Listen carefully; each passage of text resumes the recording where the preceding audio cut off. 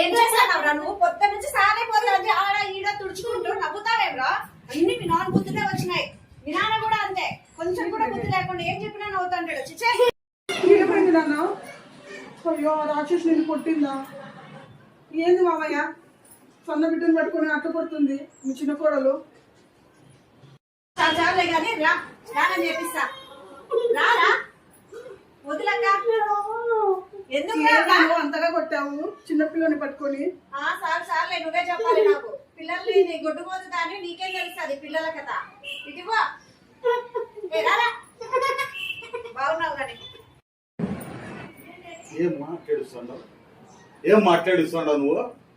పిల్లల్ని కొట్టడానికి నీకేం తెలుస్తుంది అంటూ అను నాన్న మాటలు అంటుంది మామయ్య. పిల్లని కొడుతుంటే దగ్గరకు తీసుకున్నావు, అది కూడా తప్ప మామయ్య. ఆ ఊరి నుంచి చేసుకొని ఇస్తున్నావు ఏమో కానీ వాళ్ళే అభిమానం అయింది. చిన్న పెద్ద అని బరువు బాధ్యత కూడా తెలియదు వాళ్ళకి. లేదురా ఏమనుకోదురా. ఏమ్మా ఏందమ్మా ఇంట్లో సంసారం అన్నాక ఏడ చూసినా ఇబ్బంది పెట్టాన్నారు అందరికి. కాంపౌండ్ వాళ్ళు ఏమనుకోరు? నీ పిల్లోని చేతి ఆ పిల్లోడు ఏమో ప్రేమతో చూస్తుంది కాబట్టి వస్తాడు.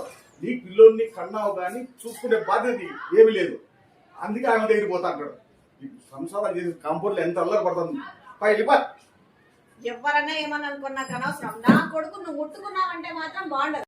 నీకైనా అసలు నా కొడుకుని ఎత్తుకోవద్దంటే ఎత్తుకుంటా, ముట్టుకోవద్దంటే ముట్టుకుంటా. ఎన్నిసార్లు చెప్పాలక్క నీకు?